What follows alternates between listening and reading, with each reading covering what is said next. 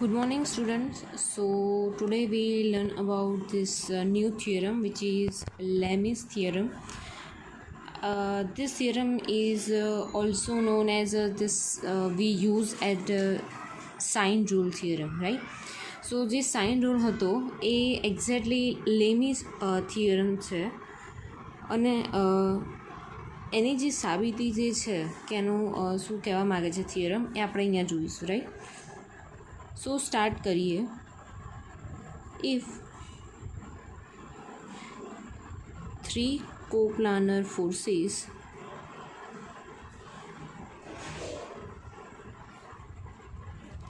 acting at a point B in equilibrium, then each force is proportional to the sine of angle between the other two, right? So in Lami's theorem, if three coplanar forces acting at a point B in equilibrium, then each force is proportional to the sine of angle between the other two, right? So we understand this as here the equation of Lami's theorem is P divided by sine alpha is equal to Q divided by sine beta is equal to R divided by sine gamma. So these are the equation of Lami's theorem, right? So it is similar to the sine rule, or here we consider one example. Here consider three forces P, Q and R acting at a point O. So we draw first P, Q, R point. So this one is taken as a P, second point is Q, and third is as a resultant R, right?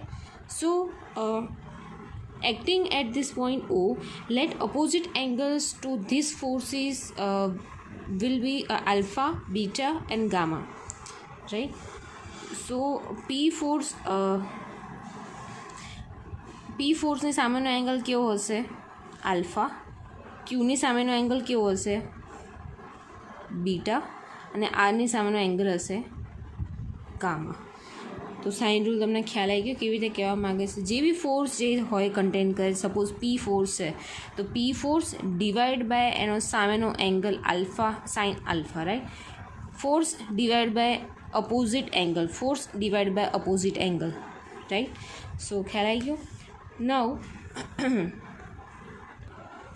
Now we now draw this two line which is OA and OB, right? So first we draw this line OA, which is represented as a force P. We denoted it here OA, right? And second we draw line OB, which represent this force Q, right? And here our resultant force R, right?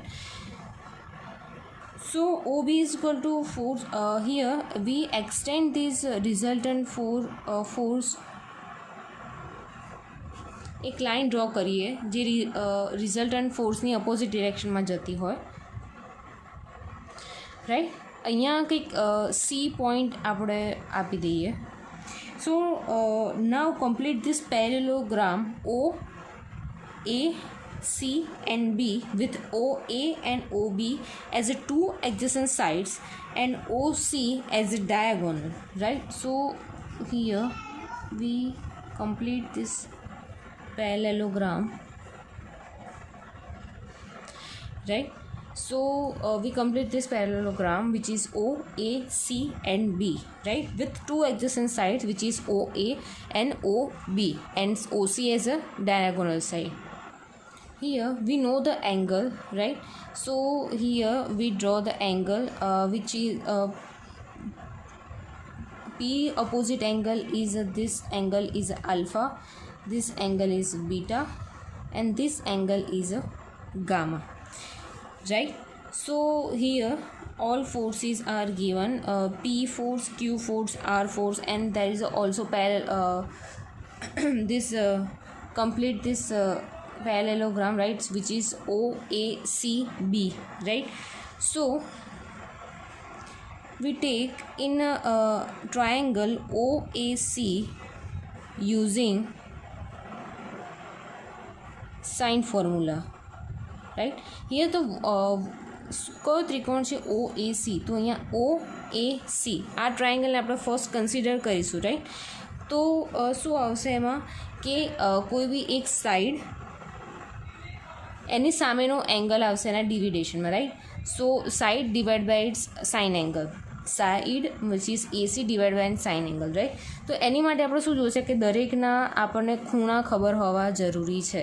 તો હવે આ ખૂણા આપણે identify કેવી રીતે કરીશું કે કયા ખૂણા કયા હશે, રાઈટ?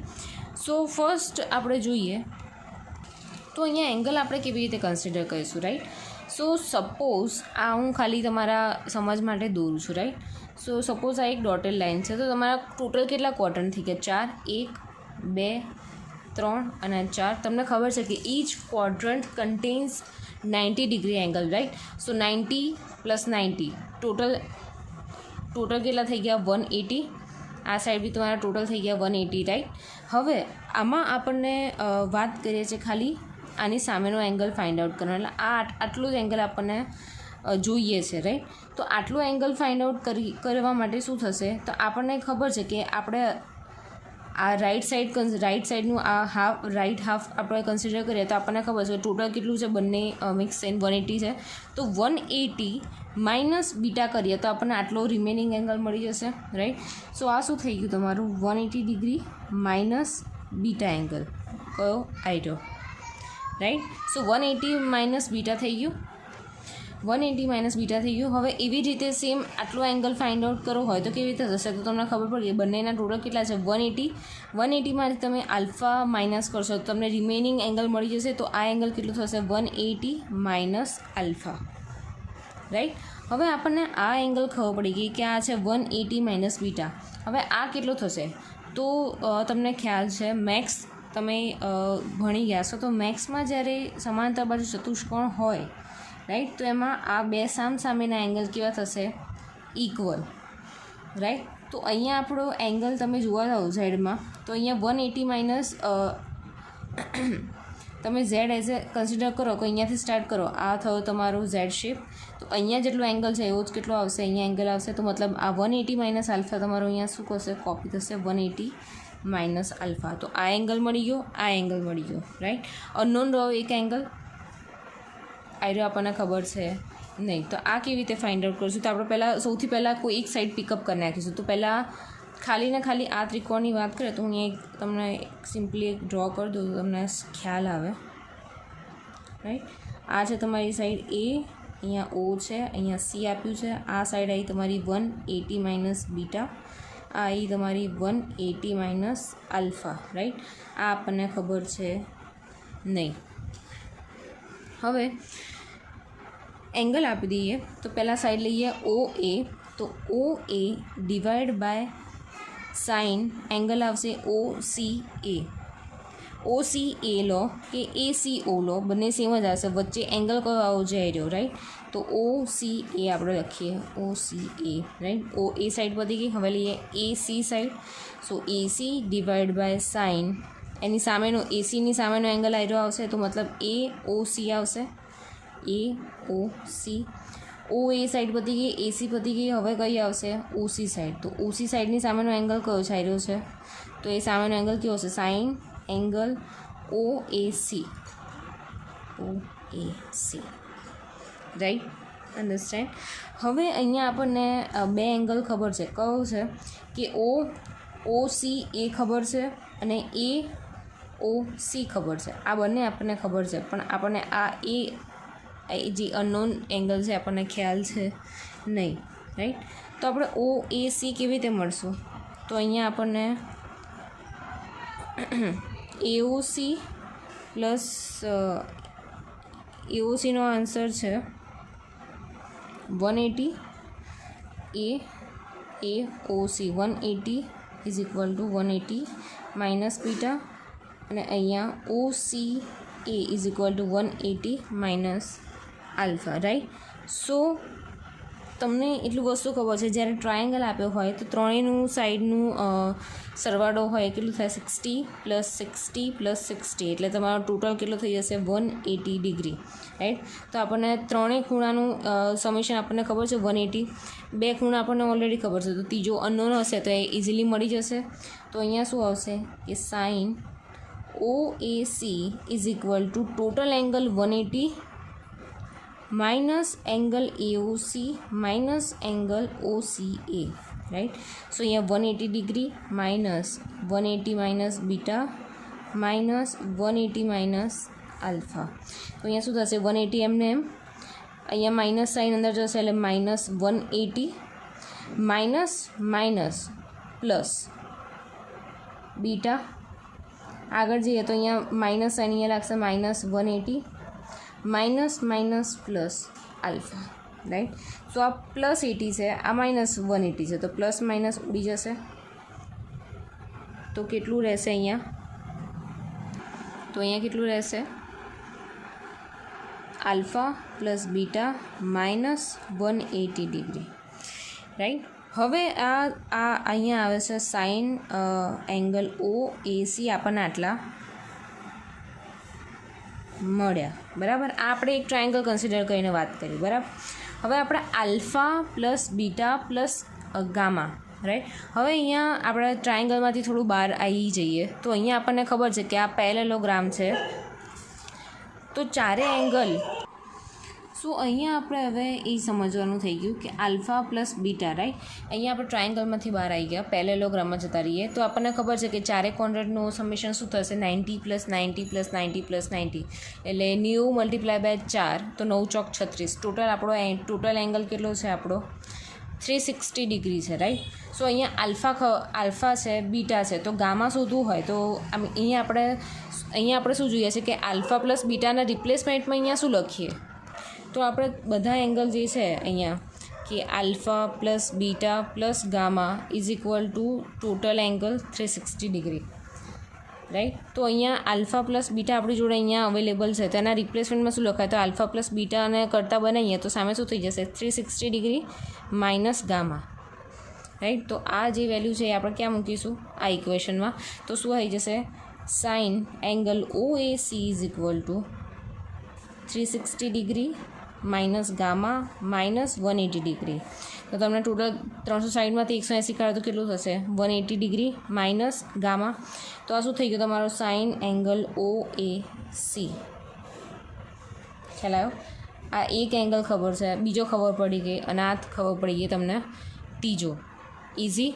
હવે શું કરવાનું છે કે આ બધી જ વેલ્યુ જે છે એ આપણે શેમાં મૂકીશું, અહીંયા મૂકીશું ને આ બી અહીંયા મૂકીશું આપણે, રાઈટ. સો અહીંયા મૂકીએ એંગલ અહીંયા ઉપર ઇક્વેશનમાં, તો OA ડિવાઈડ બાય OCA શું હતું તો કે 180 માઇનસ આલ્ફા સાઇન બ્રેકેટમાં ઇઝ ઇક્વલ ટુ AC શું થઈ જશે AC divide by sine AOC angle, AOC is equal to 180 minus beta અને છે OC divide by sine OAC, right. તો અહીંયા સાઇન આવશે OAC ઇઝ ઇક્વલ ટુ આપણે 9 અહીંયા ફાઇન્ડ આઉટ કરીએ 180 ડિગ્રી માઇનસ ગામા, રાઈટ.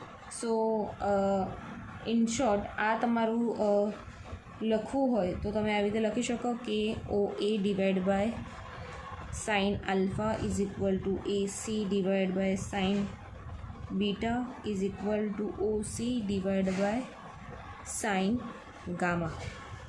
અને આપણને ખબર છે કે એ સાઈડ શું રિપ્રેઝેન્ટ કરે છે P divide by sine alpha is equal to AC શું રિપ્રેઝેન્ટ કરે છે Q divide by sine beta અને OC શું રિપ્રેઝેન્ટ કરે છે R divide by sine gamma.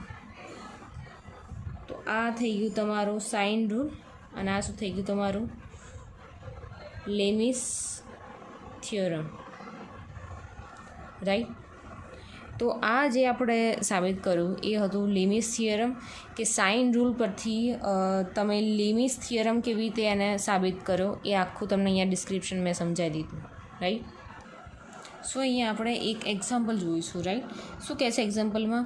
A સ્ફેર weighing 10 Newton is hanged as shown in figure. Find the tension in the rope and reaction of the wall.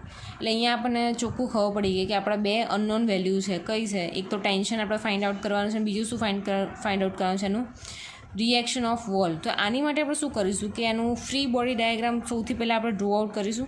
તો પહેલાં C as a centre point, એટલે C આપણે centre point લઈ લીધો, right. તો અહીંયાથી આપણને ખબર છે કે ટેન્શન કઈ ડિરેક્શનમાં જશે, કે આ ડિરેક્શનમાં, રાઈટ.